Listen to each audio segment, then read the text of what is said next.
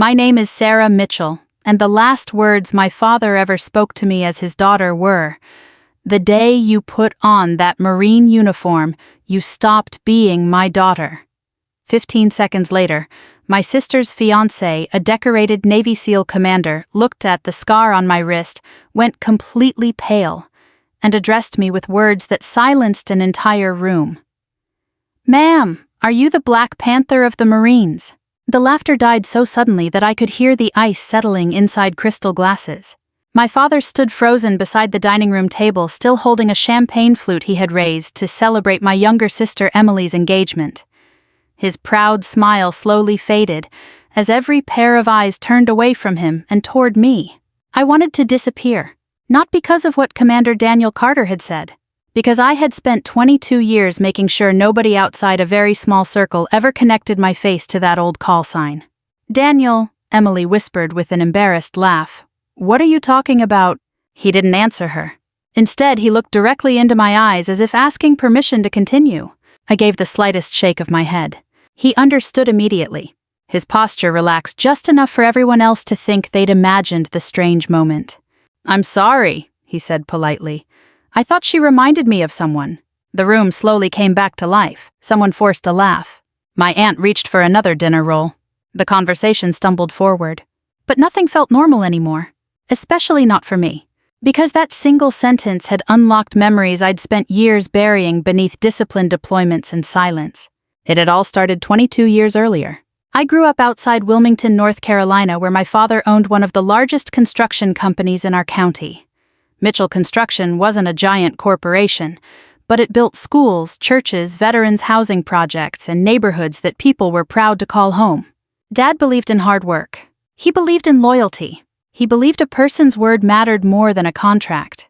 Those were values I admired. But he also believed sons carried family legacies. Since he never had one, he expected me to become one. From the time I was 12, he brought me to job sites every Saturday morning. He taught me how to read blueprints, how to pour concrete, how to negotiate with suppliers. He'd point across unfinished buildings and say, "One day, Sarah, all this will be yours." Back then, I believed him. Then September 11th happened. Like millions of Americans, I watched the towers fall on television.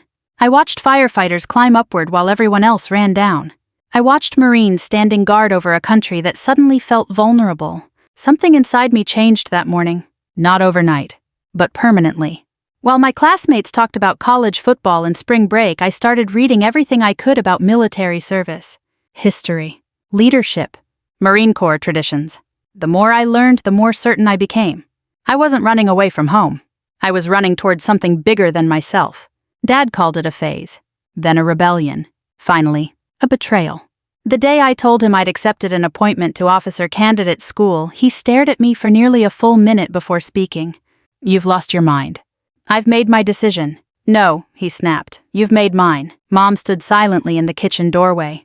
Emily cried. I stayed seated. Dad walked across the room until he stood directly over me. "You want to wear a Marine uniform?" "Yes."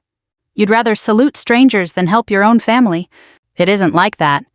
"It is exactly like that." His voice grew louder with every sentence. "You'll throw away everything I've built. I'll always be your daughter." His eyes hardened. "No." He pointed toward the front door. "The day you put on that Marine uniform?" He paused long enough for the silence to hurt. "You stop being my daughter." I thought he'd calm down. I thought Mom would convince him. I thought time would fix everything. Instead, he never came to my commissioning ceremony. He never answered my letters. Every birthday card I mailed came back unopened. Every Christmas package disappeared somewhere between Wilmington and Camp Lejeune. Mom found quiet ways to stay in touch. She'd send recipes, pictures of Emily, little newspaper clippings about home. Never once did she ask me to quit. Her letters always ended the same way. "I'm proud of you, stay safe, love Mom." I carried those letters through training deployments, promotions, and more sleepless nights than I could count. They reminded me that someone back home still believed I belonged. Years passed. Emily built a successful career selling coastal homes. Dad expanded the company. Mom quietly became the bridge between worlds that refused to meet. Then cancer took her faster than any of us expected. By the time I arrived home from overseas, the funeral was over. Dad barely looked at me. We spoke fewer than 20 words that entire weekend. After that, I stopped coming home. Not because I hated him, because every visit reopened wounds neither of us seemed willing to heal. Then 6 months ago, Emily called. I met someone. I'm happy for you. I want you to meet him. I don't think Dad wants that. I don't care what Dad wants. There was a long silence. Then she quietly added, Mom would have wanted both her daughters at my engagement dinner. That sentence stayed with me, so I requested leave. Drove nearly 3 hours from Camp Lejeune to Wilmington. Checked into a small Hampton Inn instead of staying at the family house. Ironed my civilian clothes. Left my dress blues hanging untouched in the closet. I had learned years ago that wearing my uniform around Dad only made things worse. When I walked into Emily's engagement dinner, everyone hugged her. Everyone congratulated Daniel. Dad shook hands with business partners he'd invited. Then he noticed me standing near the entrance. His smile vanished. He waited almost 20 minutes before acknowledging I existed. Finally, as guests gathered around the dining table, he lifted his glass. I'd like everyone to meet my younger daughter Emily and her fiancé, Commander Daniel Carter, United States Navy. Applause filled the room. Then he looked toward me. And this, he sighed dramatically, is my other daughter. A few uncomfortable chuckles echoed around the room. The one who chose war over family. Nobody laughed the second time. Not even Emily. I forced myself to smile. I came to celebrate Emily. Dad shrugged. I suppose even strangers get invited to weddings. The word stung. More than I wanted anyone to know. Daniel stepped forward before I could answer. He extended his hand. It's an honor to finally meet Emily's sister. His grip was firm. Professional. Then his thumb brushed across the old scar running along my wrist. Everything changed. His eyes locked onto mine. Recognition spread across his face. His breathing stopped. And in a voice barely above a whisper, he asked the question that changed the course of my family's life forever. Ma'am, are you the Black Panther of the Marines? Nobody moved. Commander Daniel Carter was still holding my hand, his eyes fixed on the scar across my wrist like he'd just seen a ghost. I gave him the smallest shake of my head. He understood. Military people learn very quickly when silence is more important than curiosity. He released my hand, straightened his jacket, and forced a polite smile. My apologies, he said evenly. I thought she reminded me of someone I once heard about. The room let out a collective breath. My father chuckled. There you go, he said, lifting his glass again. For a second there, I thought Sarah had actually done something important. Several guests laughed politely. Daniel didn't. Neither did Emily. She looked from him to me with growing confusion. Danny, she asked quietly, what's going on? Nothing, he replied. His answer fooled everyone except me. I'd seen that expression before. It was the look Marines and SEALs wore after discovering that someone standing quietly beside them had once carried responsibilities they couldn't even ask about. Dinner continued, but no one was really eating anymore. My father launched into another story about his newest commercial building project. He loved being the center of attention. Normally, people admired him for it. Tonight, even he could tell something had shifted. Daniel barely touched his steak. Every few minutes, I'd catch him glancing in my direction before quickly looking away. He wasn't being rude. He was trying to solve a puzzle. Finally, my father noticed. So, Commander, he said loudly enough for everyone to hear, what exactly did you think my daughter was? Daniel chose his words carefully. I was mistaken. Dad grinned. I figured. He pointed toward me with his fork. Sarah always had a vivid imagination. I said nothing. Years ago, I would have defended myself. Not anymore. Sometimes silence protects your dignity better than arguments ever could. But Dad wasn't finished. When she was a teenager, he continued, she thought she was going to save the world. A few relatives smiled awkwardly. I told her the world already had enough soldiers. He laughed at his own joke. It needed daughters. The words landed harder than he intended. Even Emily looked down at her plate. Daniel slowly set his knife on the table. Sir, he said respectfully, with all due respect. Dad leaned back confidently. Go ahead. I don't think military service makes someone less of a son or daughter. Dad shrugged. That's because you wear the uniform. I do. And I thank you for your service. But family should come first. Daniel nodded thoughtfully. I understand why you feel that way. I spent 30 years building this company. Dad gestured toward me. She walked away. I looked out the dining room window toward the backyard where I'd played softball as a little girl. The old oak tree was still there. So was the swing Dad had built with his own hands. Time changes people. Sometimes it leaves places untouched. Daniel spoke again. May I ask something? Dad smiled. Of course. When was the last time you asked your daughter what she actually did in the Marines? Dad frowned. I know enough. What did she do? She was an officer. What kind? Dad hesitated. I don't know. What unit? Silence. What deployments? More silence. What awards? Nothing. The room suddenly became very quiet. Daniel wasn't trying to embarrass him. He was making a point. Dad finally waved his hand dismissively. Those things don't matter. They matter to the people who served beside her. Dad looked irritated. Listen, Commander. Daniel is fine. Daniel? He leaned forward. I appreciate your respect for the military. I truly do. But let's not pretend Sarah was some kind of war hero. My heartbeat slowed. Not because I was angry. Because I recognized where this conversation was heading. Daniel inhaled slowly. Then asked the question I'd hoped he wouldn't. May I ask what rank she retired at? Dad laughed. I have no idea. Daniel looked at me. I nodded once. Colonel, he answered quietly. Every head turned toward me. Emily blinked. What? Dad stared at Daniel. No. Daniel didn't react. Yes, sir. Dad looked at me. Is that true? I took a sip of water before answering. Yes. You were a colonel. I retired 6 months ago. Nobody spoke. My aunt finally whispered. I thought you were still a captain. I smiled gently. So did most of the family. Emily looked like she might cry. Sarah, why didn't you ever tell me? When? I asked softly. Every conversation ended before we reached that part. She lowered her eyes. She knew I wasn't blaming her. Life had simply carried us in different directions. Dad folded his arms. So what? So she retired after more than 2 decades of service, Daniel answered. Dad scoffed. Lots of people retire. Daniel nodded. True, but very few reach that rank. Dad's voice hardened. You seem awfully impressed. Daniel looked directly at him. I am. My father leaned back in his chair. You still haven't explained why. Daniel hesitated. His clearance allowed him to know fragments. Mine required me to protect the rest. There are stories, he finally said. What stories? Stories told during joint training. Dad rolled his eyes. Ghost stories. No, sir. Professional ones. He paused. There was a Marine officer whose call sign was Black Panther. The name seemed almost unreal, spoken aloud after all these years. Daniel continued. Nobody knew her real identity. Most of us assumed the stories were exaggerated. What stories? Emily asked. Daniel smiled faintly. The kind older operators tell younger ones. About impossible missions. About leaders who refused to leave anyone behind. About someone who would volunteer for the assignments nobody else wanted. Dad snorted. So basically military fairy tales. Daniel didn't smile. No, sir.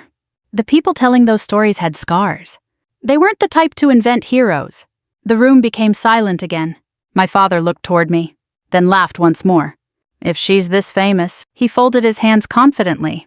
Prove it. I closed my eyes for just a second, because I knew exactly what Daniel was about to ask next, and once he did, there would be no putting the past back inside the box where I'd kept it hidden for 22 years. The silence seemed to settle over the dining room like a heavy blanket. My father leaned back in his chair with the confidence of a man who had spent his whole life believing he could never be proven wrong.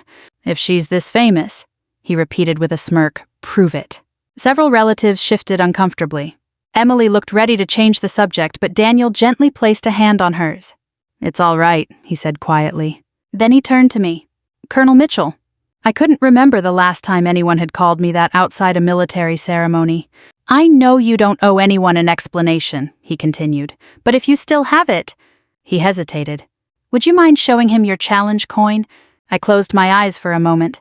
The leather pouch. I knew exactly where it was, not because I carried it to impress anyone. Because after 22 years in uniform, there were a few things I simply couldn't leave behind. It sat inside the overnight bag I'd left near the front hallway. For a long moment, I didn't move. I had spent decades making sure my military life stayed separate from my family. Keeping those worlds apart had become second nature. If I opened that pouch tonight, there would be no closing it again. Emily reached across the table and gently touched my hand. You don't have to, she whispered. I smiled. I know. Then I stood. I'll be right back. Nobody spoke while I walked into the hallway. I opened my small travel bag. Under a folded sweater sat the worn brown leather pouch. The zipper had been repaired twice. The leather was cracked from years of deployments, airports, barracks, and storage lockers. I held it for a second before returning to the dining room. Dad laughed as I sat down. "What is that?" "My wallet," one uncle joked. More nervous laughter. I ignored them. Slowly I unzipped the pouch. Inside were only a handful of items. Nothing shiny. Nothing arranged for display. Just pieces of a life. First came an old military identification card with the corners worn smooth. Next came several challenge coins. Then a folded American flag patch that had once been sewn onto a combat uniform. Finally, a small velvet case. I laid everything on the table without saying a word. Daniel's expression immediately changed. He wasn't looking at decorations. He was looking at history. His eyes settled on one challenge coin near the center. Without touching it, he whispered, "I've only seen one of these before." Dad frowned. "It looks like an ordinary coin." Daniel shook his head. "No, sir. It isn't." He looked at me. "May I?" "You may." He picked it up carefully, almost reverently. One side displayed the eagle globe and anchor of the Marine Corps. The other carried an insignia very few Americans had ever seen. No unit name, no mission title. Only an engraved panther's head beneath a simple Latin phrase. Silentium servat. Silence protects. Daniel let out a slow breath. My God. Dad rolled his eyes. So, Daniel looked around the table. This coin wasn't sold. It wasn't given away. It wasn't earned during ordinary service. Nobody interrupted him. It was presented only to personnel who participated in a classified joint task force. Emily stared at the coin. "You know this?" "I've heard about it since Bud S." He looked toward me again. I never believed I'd actually see one. Dad folded his arms. "Anybody can buy fake military memorabilia." Daniel slowly turned the coin over. "No?" He pointed to a tiny serial engraving barely visible near the edge. Every authentic challenge coin from that task force carried an individual identification number. Dad laughed again. "So you're telling me this little coin proves she's some kind of superhero?" "No," Daniel answered calmly. "It proves she was there." The room remained silent. My father wasn't convinced. "People exaggerate military stories all the time." "They do." "And that's why I haven't mentioned the missions." Daniel looked back toward me. "Because she can't." He understood. Classified operations stay classified. Real professionals don't tell dramatic war stories at family dinners. Sometimes the bravest thing a service member carries home is silence. Emily picked up the folded American flag patch. "It looks so old." "It is," I said softly. "It came off my first deployment." She carefully placed it back down. I wish Mom could have seen all this. The words caught in my throat. "So do I." Dad shifted impatiently. "If she's got medals, where are they?" I looked at him. "They're in a closet." "You don't display them?" "No." "Why not?" "Because they remind me of people who didn't come home." Nobody breathed. That answer changed something.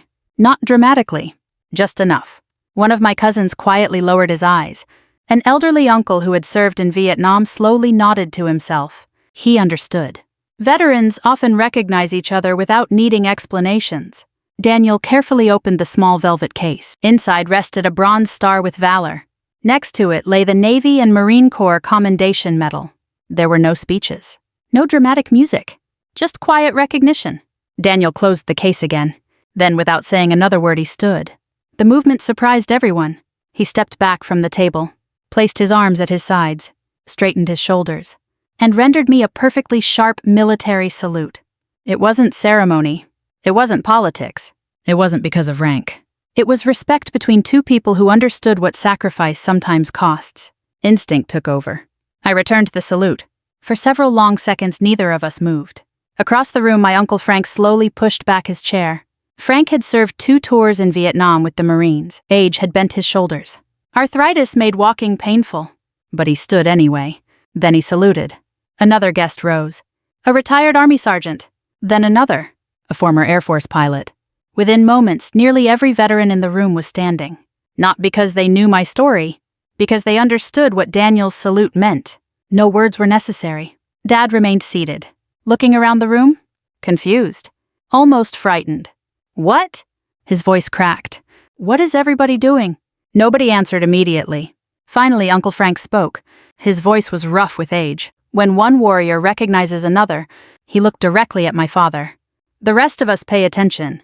For the first time in my entire life, My father looked at me not with anger, not with disappointment, but with uncertainty, as though he had suddenly realized the daughter he thought he knew had lived an entire lifetime beyond the reach of his judgment.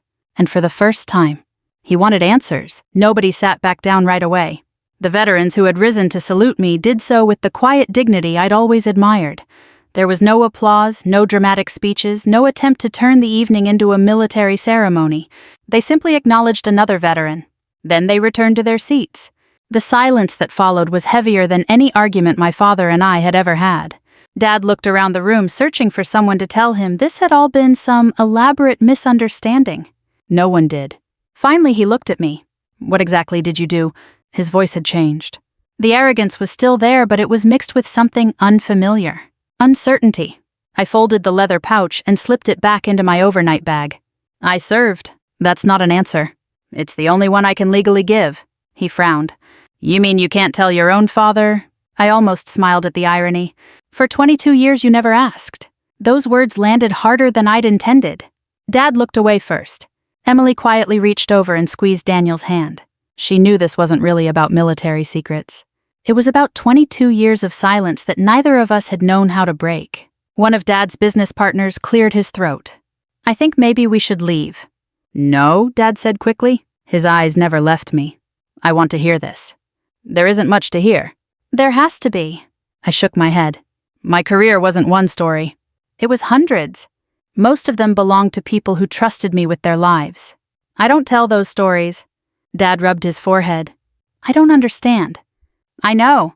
For the first time all evening, Daniel spoke softly. "Sir, maybe the better question isn't what she did." Dad looked at him. "Then what is it?" "What did it cost her?" That question lingered in the room. Because every veteran there already knew the answer. Years. Birthdays. Christmas mornings. Funerals. Friends. Sleep. Pieces of yourself you never quite get back. Dad looked at me again. "So tell me why." "Why what?" "Why you chose this over us." I stared at the family photographs hanging on the dining room wall. There was one of Emily's high school graduation, one from my parents' 25th anniversary, one of Mom holding her first grandchild, my cousin's little girl. There wasn't a single photograph of me after I turned 18. It wasn't because I hadn't sent any. It was because Dad had never hung them. "You really want to know?" I asked. "Yes." I took a slow breath. "When I was 17, you took me to visit the USS North Carolina." He blinked. "I remember." "You told me every generation has people willing to protect everyone else." "I did." "You pointed at the names on the memorial wall." He nodded slowly. "I remember saying that. You also told me courage isn't measured by what people say. It's measured by what they do." His face softened. "I did say that." "I believed you." He looked confused. "I don't understand." "I joined the Marines because I believed the lessons you taught me." The room became perfectly still. I believed duty mattered. I believed honor mattered. I believed serving something bigger than yourself mattered. I smiled sadly. "Everything I became started with you." His eyes widened. "But you couldn't accept that the lessons you taught me led somewhere you never expected." He didn't answer. Because he couldn't. The truth often arrives quietly. It doesn't shout. It simply removes every excuse. Emily brushed away tears. "I never knew that." "I never told anyone." Dad sat down heavily. "I thought..." He stopped. "What?" "I thought you joined because you wanted to get away from me." I shook my head.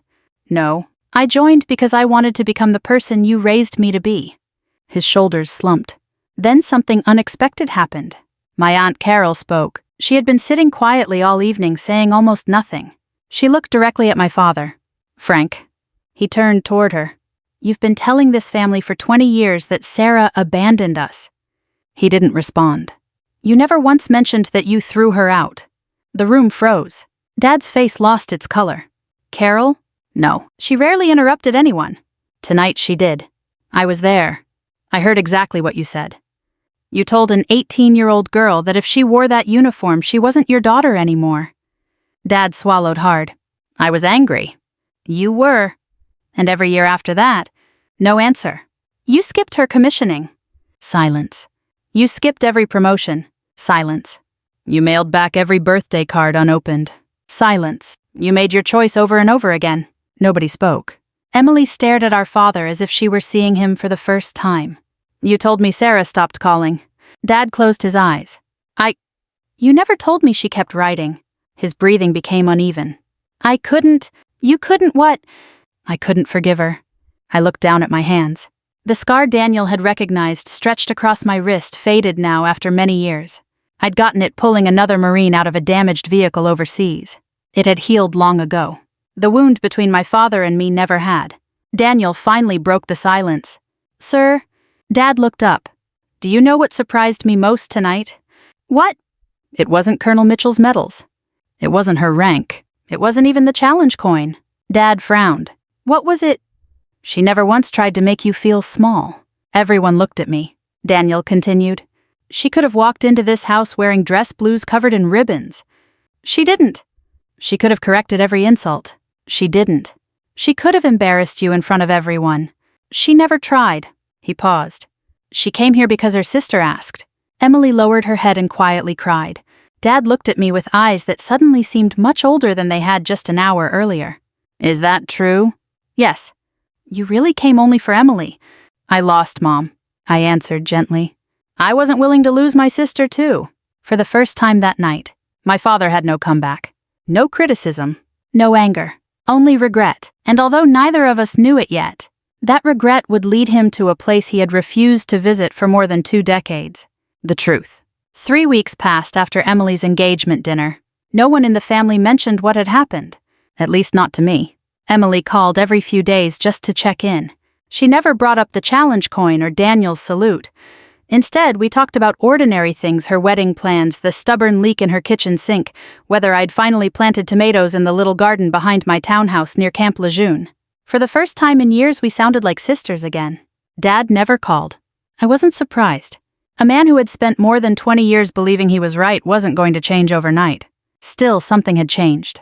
Emily told me he had stopped making jokes about my military career. He no longer referred to me as the other daughter.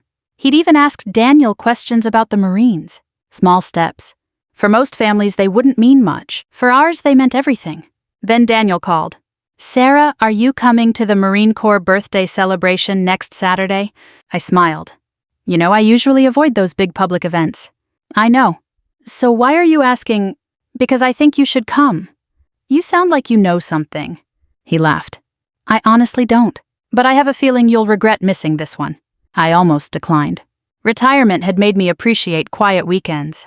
No inspections. No travel orders. No alarms in the middle of the night. Just coffee books and the peaceful rhythm of ordinary life. But something in Daniel's voice made me reconsider. So the following Saturday, I drove to Jacksonville, North Carolina, where a local Marine Corps League chapter was hosting its annual birthday celebration. The banquet hall wasn't fancy. It didn't need to be. The walls were decorated with American flags, Marine Corps colors, and photographs from different generations of service. Young Lance Corporals stood beside gray-haired Korean War veterans. Vietnam Marines laughed with men and women who had served in Iraq and Afghanistan. Families filled the tables. Children chased each other between chairs until parents reminded them to settle down. It felt like every military gathering I'd ever attended. Respectful. Warm. Grounded. Emily and Daniel arrived just after I did. To my surprise, Dad was with them. He looked uncomfortable in a navy blazer instead of his usual work clothes. When our eyes met, neither of us knew quite what to say. Finally, he cleared his throat. You look well. So do you. That was it. Not exactly reconciliation. But it was the first civil conversation we'd had in years. Emily smiled with obvious relief. The ceremony began with the traditional cake cutting. An elderly Marine who had fought in Korea stood beside a 19-year-old private fresh out of boot camp. Together they cut the first slice, symbolizing one generation passing its legacy to the next. I'd seen the tradition dozens of times. It still brought tears to my eyes. After dinner, the master of ceremonies stepped to the podium. We have several distinguished guests with us tonight. He recognized local veterans, community volunteers, and Gold Star families. Then he paused. I've just been informed we have one additional guest whose presence deserves special acknowledgement. I assumed someone important had arrived late. The master of ceremonies looked toward the entrance. Ladies and gentlemen, it is our honor to welcome retired General Thomas Whitaker. The room erupted in applause. Even after retirement, General Whitaker remained one of the most respected Marine officers in the country. I'd served under his command years earlier, only briefly. long enough to understand why Marines trusted him. He walked slowly to the stage, declining assistance despite his age. His hair had turned completely white. His back wasn't as straight as it once had been, but his eyes were exactly as sharp as I remembered. He thanked everyone for supporting veterans, spoke about the importance of family, honored those who never came home. Then he stopped in the middle of his remarks. His gaze swept across the audience. Suddenly, it landed on me. For a long moment he simply stared. Then a smile spread across his face. "I'll be damned." Several people turned to see who he was looking at. The general stepped away from the podium. Without another word, he walked directly toward my table. I stood automatically. Old habits never disappear. When he reached me, he extended both hands. "Colonel Mitchell, it's good to see you again, sir." He smiled warmly. "I was hoping retirement hadn't made you forget us." "I couldn't if I tried." He laughed. Then he looked around the room. "Do you mind if I borrow you for a moment?" Before I could answer, he turned back toward the audience. "Ladies and gentlemen, I've just realized someone very special has been sitting quietly among us all evening." Every eye in the room followed him. I immediately felt uncomfortable. General Whitaker noticed. He lowered his voice just enough for only me to hear. "Relax. I'm not about to violate classified information." That made me smile. He returned to the microphone. "Most heroes never become famous. They don't write books. They don't appear on television. They don't ask for recognition. They simply do their duty." He motioned for me to join him. Reluctantly, I stepped onto the stage. Dad watched from our table, his face filled with confusion. The general continued. "Colonel Sarah Mitchell spent more than 2 decades serving this nation. There are operations I cannot discuss. There are achievements I cannot describe. And there are lives she helped save that history may never fully record." The room was completely silent. "But I can tell you this. I trusted her. So did every Marine who ever served beside her." He reached into his jacket pocket. "I've carried this for several years." He removed a small presentation box. "I always hoped I'd find the right opportunity." He opened it. Inside rested a commemorative challenge coin bearing the insignia of Headquarters Marine Corps. Not an award, not a medal. Simply a token of respect from one Marine to another. General Whitaker handed it to me. "You earned this a long time ago." I accepted it with both hands. "Thank you, sir." Then something happened that I never expected. General Whitaker took one step back, raised his hand, and saluted me. The entire room stood. Hundreds of Marines, veterans, families. One by one they applauded. Not loudly, not wildly, with the steady respect that only those who understand service can give. I looked toward my family. Emily was openly crying. Daniel stood proudly beside her. And my father wasn't applauding. He wasn't speaking. He simply stood there with tears running silently down his face. For the first time since I was 18 years old, he wasn't looking at the daughter who had disobeyed him. He was looking at the woman he had never truly known. The applause lasted less than a minute. It wasn't the kind of applause you hear after a concert or a political speech. It was quieter than that. More sincere. When it finally faded, General Whitaker shook my hand one last time. "Take care of yourself, Colonel." "You too, sir." He smiled. "We spent years teaching young Marines how to lead." Then he glanced toward my father. "Sometimes the hardest mission comes after retirement." With that, he walked away. I stood on the stage for another moment, unsure what to do. Recognition had never been comfortable for me. I'd spent most of my career trying to keep attention focused on my Marines instead of myself. Now an entire room was looking at me. I simply nodded my thanks and stepped down. People approached one after another. Some wanted to shake my hand. Others simply said, "Thank you for your service." A Korean War veteran hugged me without saying a word. An Iraq veteran introduced me to his teenage granddaughter.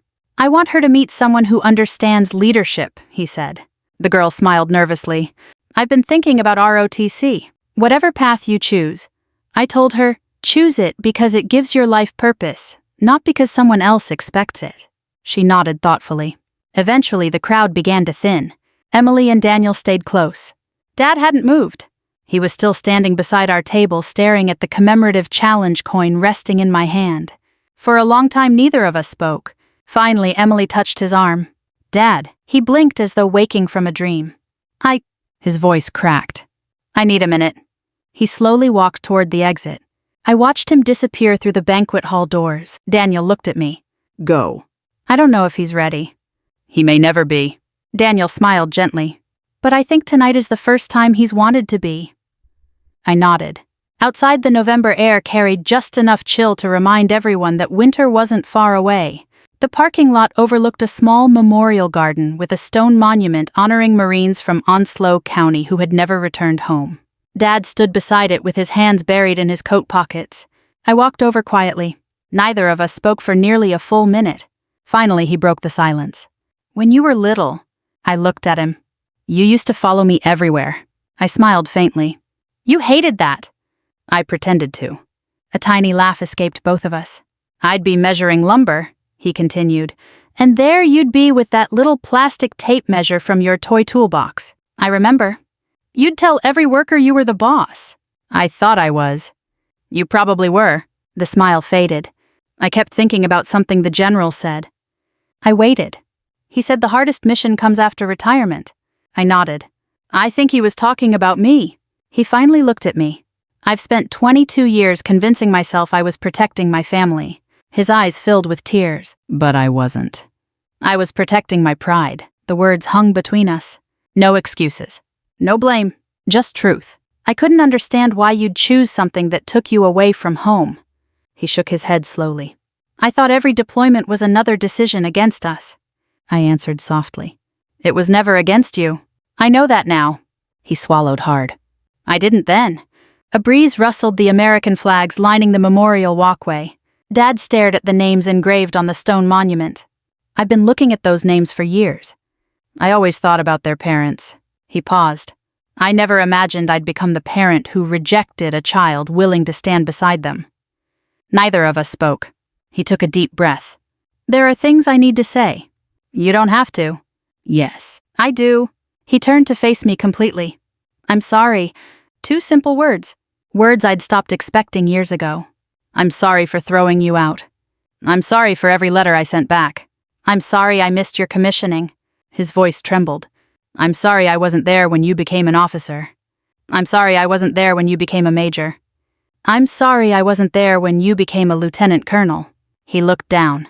I didn't even know you became a colonel. A tear rolled down his cheek. I missed 22 years. You did. I can't get them back. No. I know. His shoulders shook. I kept telling everyone you abandoned us. He looked into my eyes. But you were protecting families all over this country.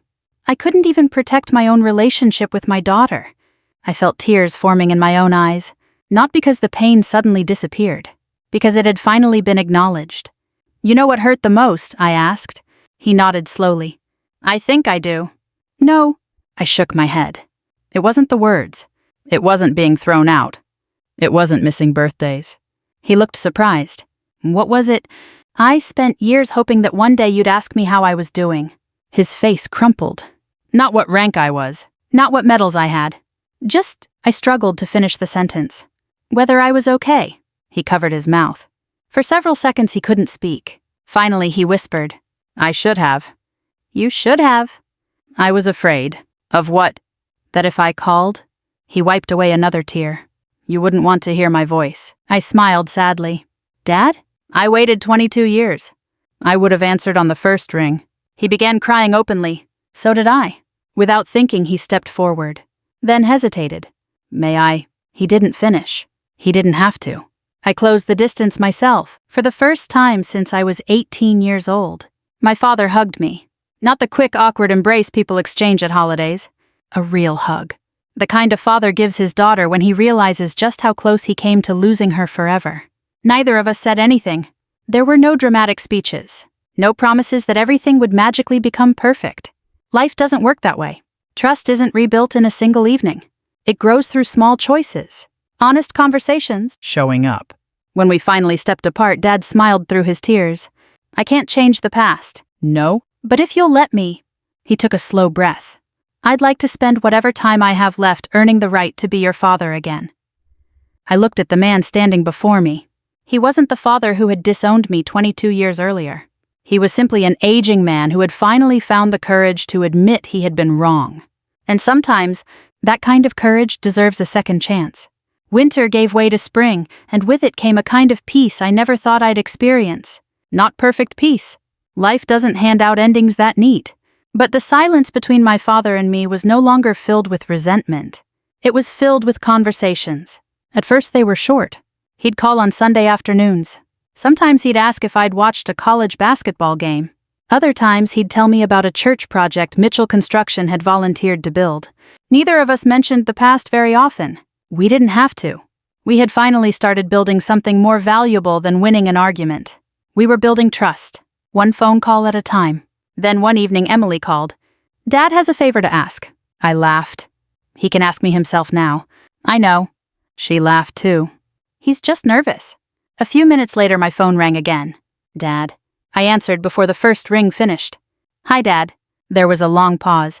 Hearing that word seemed to catch him off guard. Finally, he cleared his throat. "Emily's wedding is next month. I wouldn't miss it. I was hoping—" He hesitated. "I was hoping you'd wear your dress blues." I closed my eyes. For a moment I couldn't speak. 22 years earlier, that same uniform had cost me my place in his home. Now, he was asking me to wear it with pride. "You sure?" I asked gently. "I've never been more sure of anything." The morning of the wedding arrived bright and warm. The ceremony was held at a small waterfront chapel overlooking the Intracoastal Waterway near Wilmington. It wasn't extravagant. Emily had always preferred simple things. White flowers, wooden pews. Friends and family gathered together under Carolina blue skies. I dressed slowly that morning. Every ribbon, every insignia, every polished button carried memories. Some joyful, some painful. As I adjusted the collar of my Marine Corps dress blue uniform, I caught my reflection in the mirror. For years I'd seen only the officer. That morning, I saw a daughter coming home. When I arrived at the chapel, conversations quietly stopped. Not because people were staring at medals, but because they understood what that uniform represented. Service. Sacrifice. Years they had never truly imagined. Dad stood near the entrance greeting guests. The moment he saw me, his eyes filled with tears. He walked over without saying a word. Then he gently straightened one side of my collar, just like he used to do before my high school softball games. "There." He smiled. "Perfect." I swallowed hard. "Thanks." He looked at me for a long moment. "I should have said this years ago." "What?" "You wear that uniform beautifully." I laughed through my tears. "You always worried about whether I looked presentable." "I still do." Emily stepped outside a few minutes later. The moment she saw us standing together, she froze. Then she smiled the same smile our mother used to wear whenever the family was together. "I think Mom would like this," she whispered. "I think she already knows," Dad answered softly. As guests found their seats, Dad walked to the front of the chapel to welcome everyone. He cleared his throat. "I'd like to say something before we begin." The room grew quiet. He looked toward Emily first, then toward Daniel, finally, toward me. For many years, he began, "I believed success meant convincing your children to follow the path you chose for them." He paused. I was wrong. Nobody moved. My oldest daughter taught me something I should have understood a long time ago. Courage isn't raising children who obey you. It's raising children with enough character to follow their own calling. His voice trembled. He smiled at me. "This is my oldest daughter, Colonel Sarah Mitchell, United States Marine Corps, retired. I spent too many years introducing her as my disappointment." He shook his head. "Today," his eyes filled with tears, "I introduce her as one of the finest people I've ever known." The chapel erupted into warm applause. Not loud, not overwhelming, just heartfelt. Daniel stood first. He rendered a crisp salute. Several veterans in attendance quietly followed. I returned the salute, then lowered my hand. Because today wasn't about military honors. It was about family. Emily and Daniel exchanged vows beneath stained glass windows as sunlight streamed across the chapel floor. They promised to choose each other every day, to forgive, to listen, to stay. I couldn't help thinking those promises weren't meant only for marriage. Families need them too. After the ceremony, children gathered around me during the reception. One little boy pointed at my ribbons. "Were you a superhero?" His mother looked embarrassed. "I'm sorry." I smiled. "It's okay." I knelt so I could look him in the eye. "No, I was just part of a team." He thought about that. "So heroes have teams, the best ones do." Another little girl asked whether girls could become Marines. I smiled. "Absolutely. But remember something. The uniform doesn't make someone honorable. It's the choices they make while wearing it." Dad overheard those words. He nodded quietly. "I wish I'd learned that sooner." That afternoon, after most of the guests had left, I drove alone to Oakdale Cemetery. Mom rested beneath a simple granite headstone shaded by old oak trees. I placed a small bouquet of white lilies beside her grave. Then I carefully removed my white dress gloves and laid them next to the flowers. I finally came home, Mom. A gentle breeze stirred the branches overhead. I know you never stopped believing in me. I smiled through tears. And you never stopped believing in him either. I looked toward the sky. You were right. People really can change. As I walked back toward my car, I realized something that had taken me more than 2 decades to understand. The greatest revenge isn't making someone suffer for the pain they caused you. It's refusing to let that pain turn you into someone who can't forgive. My father had spent years imprisoned by pride. I had spent years protected by distance. In the end, neither of us truly won until we found the courage to meet each other halfway. If there's someone in your life you've been waiting to hear from, or someone you've been too proud to call, remember that tomorrow is never guaranteed. Sometimes one honest conversation can heal wounds that decades of silence never could. If this story touched your heart, please share it with someone who believes family is worth fighting for. And if you enjoy stories about courage, redemption, and second chances, I'd be honored if you subscribed and joined me again. Thank you for spending this time with me.